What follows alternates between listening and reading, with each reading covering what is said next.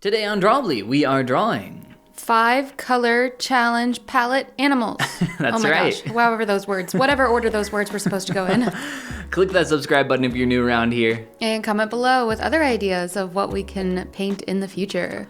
So for this one, you ended up doing something very interesting. You applied, well, I'll let you explain what you did. Yeah, I saw this idea somewhere on the internet where you grayscale out your entire iPad so that you don't even know what colors you're picking. Gasp. And I went to a color palette site that you recommended and just chose a color palette there. I was secretly hoping for a purple peach kind of color palette. I like those. I was really surprised at the end when I ungrayscaled my iPad and found out what colors I'd actually been using this whole time. Yeah, I have seen the final image, but it's been a minute since I've seen it, so I'll be excited for the reveal as well. Yeah, I know I was. I was like, whoa. I should have done the same thing that you're doing here, but I really liked the colors of this this monkey here, so I really wanted to be honest to those. Yeah, no, I Yeah. think that was a good call because those are some really cool, vibrant colors. It reminds me of when you did that stag a while ago.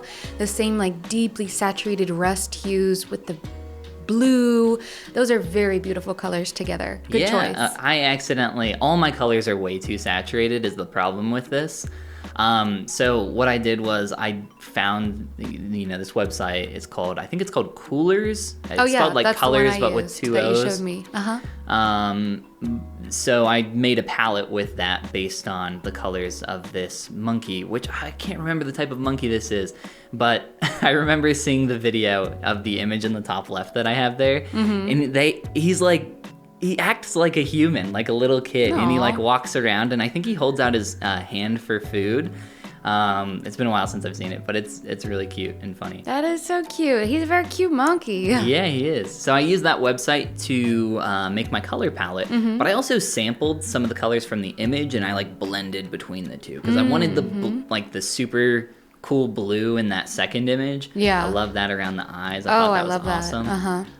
And I wanted like some of those orange and red colors. So the way that you did this, did you do it the same way as me where I didn't like blend between the colors at all? It was all solid colors? Yeah, I'm pretty sure I didn't. If I did any blending, it was very minimal. I'm still at this stage, still very much investigating and learning all about the selection tool. I think I will go back to using like brushes a little bit later on, but for now I'm getting a handle on semi-mastery of the selection tool still. Well, yeah, I mean, it's literally just a tool to make shapes. So you can make that with a brush or you can make that with the selection tool. It doesn't really matter how you make your shapes. But the next stage of after making your hard shapes would be to soften and blend some of them. But with this challenge specifically, we didn't want to do that because it would blend the colors and then give us new colors. So we just wanted to have those 5 colors, which remain Wouldn't a even mystery. have thought of that, actually, that I'd be blending unknown colors together. Well, yeah, of course. Well, you don't know what your color palette is at this point. What was your reaction when you saw...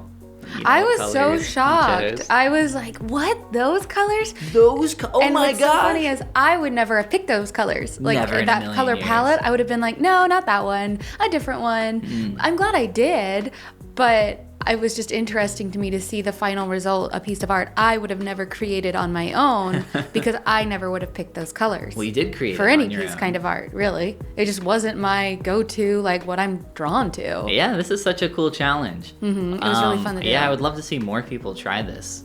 Yeah, I've seen a handful of people do this lately, it wasn't my original idea, which is what gave me the idea. Was this your prompt? I think this was my idea, wasn't it? Yes. Oh, I meant the grayscaling. Oh, yeah. Yeah. No, this was your idea. I think we were originally going to do a 3-color challenge. Oh, and yeah, then that's you right. expanded it to 5, and I was decided like, 3 was way too small. Yeah.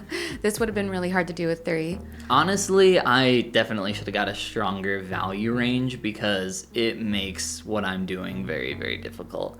But I had a lot of fun with it. I mean, in the moment, I was really enjoying working on this. Oh, yeah. I remember you told me you were having fun with it, and that's what matters. Yours is so cool, like the way you're getting your crazy almost random shapes in there with the selection tool. That's what I really like about it, that you can kind of do some pretty quick, rough selections and get some organic shapes. Yeah, I like that a lot too. And the shapes are so clean and pretty Stuff that precise. you wouldn't normally get with a brush. Exactly. I mean, even something with a really hard edge, like the syrup brush, which is what I'm using right now, you just don't get the same speed and finesse that you necessarily get with that. Exactly. Speed, finesse, exactness. The brush tool the syrup brush is really nice because it does have those hard edges, but it's not something you can control quite as much as the selection tool. I'd like to start blending those techniques together though, starting to use selection tool and going back to brushes, getting a better hand on that. So I don't know, see what comes of it. Yeah, I should actually throw up a little. I should put up a little footage from this little doodle I did recently. Yeah. Of the dude who, not the most recent guy who plays Spider-Man, but the tall, lanky guy. Andrew Garfield. Yeah. The tall, lanky guy with the big hair and the big eyebrows. He came into the spotlight right around the time that Robert Pattinson was really, really popular. That look in actors was highly sought after. Oh, was it? Now I we had no see idea. more the Tom Holland, Timothy Chalamet. Oh, as the peak of young boy. actor desirability. Yes, the young boy. Oh gosh. I mean, that's what he is. Well, the Lokis, the Tom yeah. I don't feel Loki. Tom Hiddleston.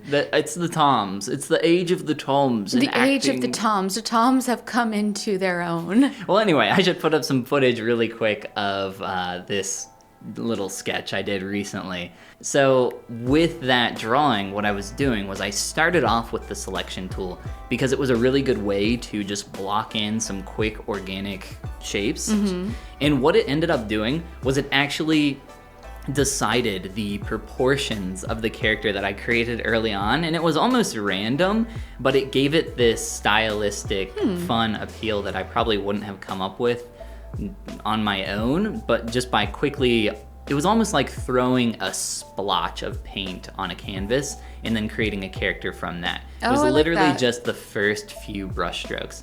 So I'll show that really quick, and then I'll show the end of what it kind of turned into. Yeah. It was kind of fun to do. Yeah, that looks really cool. I like it. Thank you. Even though you're not seeing it. I saw it earlier.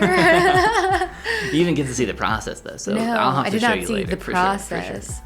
I like how your monkey's coming along. Thank you. It was very hard, and because we ended up not doing any color blending at all, the way that I ended up blending colors, and I remember having this thought at the time, and I was like, well, you know, you kind of can get that effect just by putting like different colored pixels next to each other and having like a bunch of small pieces that when you step back and zoom out, it gives the effect of being a different color. Oh, so my interesting. idea that I slowly start right here is starting to add in this brushwork that kind of creates this furry look, this hair.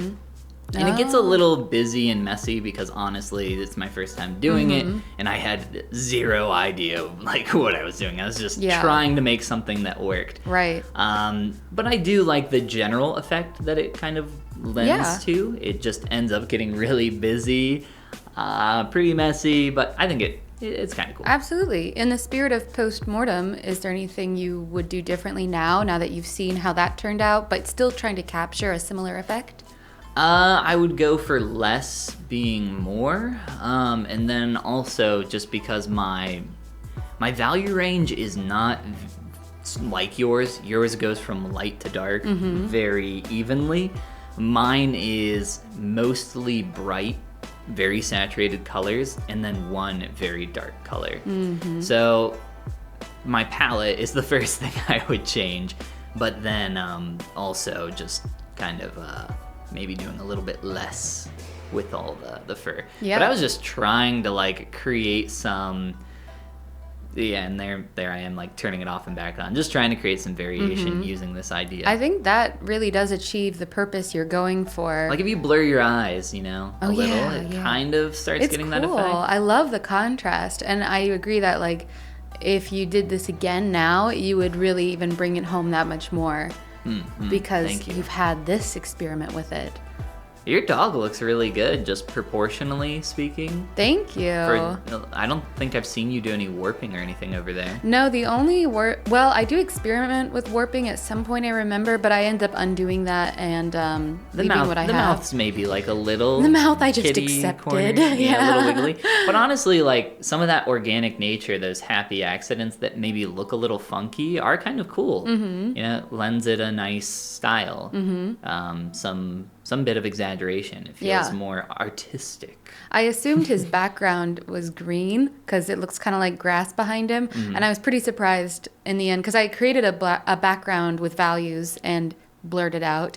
And I was really surprised in the end too with how just the colors in the background. The colors is just what surprised me the whole time. So surprised. The hard part though was I kept almost sampling my reference image. And when I ungrayscale everything, if I had accidentally sampled that and brought those colors in, it would have obviously kind of destroyed the spirit of the color palette challenge. But you didn't. There, I almost did. I just and saw then you I caught do it. myself and I was like, no.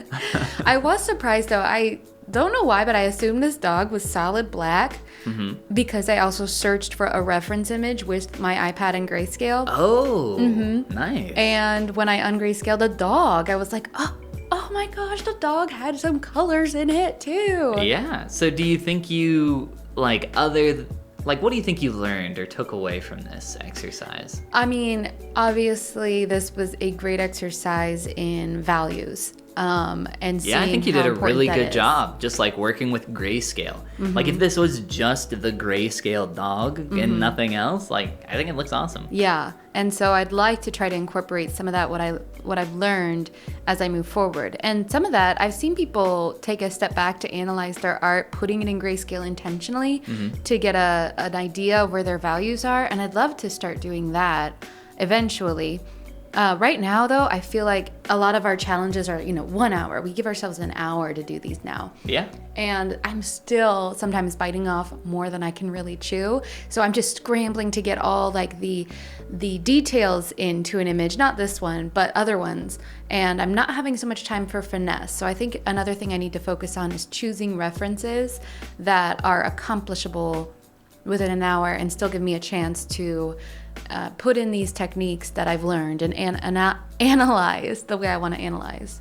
So do you think that, so in my opinion, details don't matter, like at all.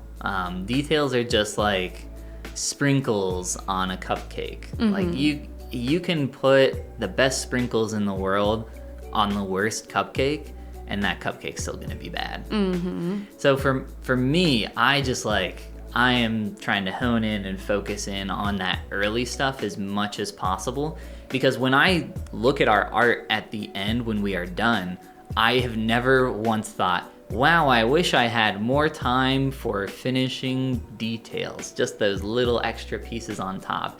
It's always, wow, my proportions could be so much better. Oh my gosh, or, yes. oh my gosh, my brushwork is so muddy and I just need to blend better. Now, et cetera, proportions, et cetera. there's something that I wish I was an expert on. Yeah. Wouldn't that be cool? Because I think feel like, just primary form, Yeah. and relationship between it. yeah. Well, not just I primary, think but yeah. taking the time to sketch things out is very helpful there. Although this guy I did not sketch out, and he turned out okay. Do you remember the animal exercise we did? I'll put a link in the top right corner. Oh, there it is. I don't know if we've ever done that in a video before, but we did an animal exercise where we kind of broke them down into primary shapes. Do you remember that? Uh-huh. You really liked that one, I remember. did. And I think that, looking at this, using the selection tool, it might be really beneficial to start with some simple line work, drawing those planar shapes and then going in with the lasso tool on top, starting to make some kind of blocked out values for your doggo or whatever Blocking you're out the working on. values and I like that. The sketch is for the form, and then the lasso tool, if I have the idea that the lasso tool is for values, that could be really interesting to have because I still want to use the lasso tool a lot. I think it's an amazing tool, and I think it really elevates what I'm able to do. Yeah. I mean, well, it's just a faster way to create shapes. Oh, there you go, doing some liquify. I think I like did- those changes. I did try it, but I think I just took it too far, and I didn't end up liking what I did. That's okay. But I did erase part of his head later to make. See, I'm like, well, no. You can see me starting to do that idea that I was talking about with like pixeling. Oh yeah, to yeah. create a lot of little dots that would essentially create a halftone. Have you ever seen, is that type of paper, I think that's called a halftone effect, like comic book paper. Is that what that's called? I believe so, and you can do that effect. It's like one of the main filters here in Procreate. I think it's called halftone, I can't remember. But it's the same idea. Like, if you've ever seen that comic book paper, when you zoom out, it looks like a solid color, but when you zoom in, you see it's just a bunch of dots. A lot of dots, yeah. I And remember. that's the idea I was trying to go for here. Oh yeah, even in his eyes. I love that you use that stamp, the stamp effect of that brush. That's what they're called in Procreate, the stamp. When you just hit the screen once with a brush to get the effect. That's called a stamp? I mean, obviously. To you, but no, that's what they call it. I've read the entire Procreate handbook on brushes. Oh, okay. Yeah, it's essentially the alpha of the brush. I understand what you're saying. So the terminology in Procreate, when you go in, you can change the stamp. You can change the. I love That's how typically called an alpha with a lot of other software. I like when you zoom out here on what you're doing with the eyes, because when you zoom out, I think that reads really cool. Yeah, it gives it this. Yeah. Thank you. Yeah, you got what you were going for. Like if you blur your eyes, you can kind of see how it changes the value. It makes them look glossy and they have depth. They got depth. Yes. It's all about the depth. People don't understand how much art is about the depth. Our art is so deep. Yeah, I have very deep images and hidden messages in all my art. Look at this soulful monkey, though. You can see right into his eyes and his soul through his eyes and through his nose, because he doesn't have a nose so much as he has exposed nostrils. Do you think it's time that we tell everyone in our audience about the hidden Drawbli ARG, that we have hiddenly placed messages ever since episode 1? Oh, I think you should tell me about that. Oh, you didn't know? I thought we talked about this. Yeah, so if you go back to the very first episode of Drawbli, you'll find the first code, and then every episode from there, there's a new one. Oh, wow. Leads to, well, I don't want to spoil the surprise. No, They're going to have to figure it out for themselves. I'll go back and watch too. I want to find out. That's really funny that you've been able to get those in there when I'm the one editing the videos. Oh, yeah. It's little hints, little codes that I say. There's little operative words. Oh, okay. So like for sleeper agents. Almost. Am I a sleeper agent? You might be. You said some of the code words yourself, so. Wouldn't that make me aroused from my sleeper agent sleep and execute the mission? Whatever that mission may be. Yeah. Yeah. Yes. Okay. Look, I've been working on this ARG very, very hard. I can tell. Yeah. I can tell. There's it's really well thought really out. big plans going on. Oh, with okay. it. Yeah. Not spur of the moment. No, not at all. Oh, wow. Look at your monkey. When you take a step back, yeah. So it's very busy. Look, my colors came in. Oh my gosh, your colors came in. Oh, wow. I wasn't prepared. You were not prepared. I just glanced over. We were looking at your monkey. Wow, look at the greens. I'm surprised all over again because it's been a while now since I looked at it's been a while since I've seen it. Yeah. Ooh, look at the red in the eye. Isn't that fancy. fun? I love it. Yeah, with the blue.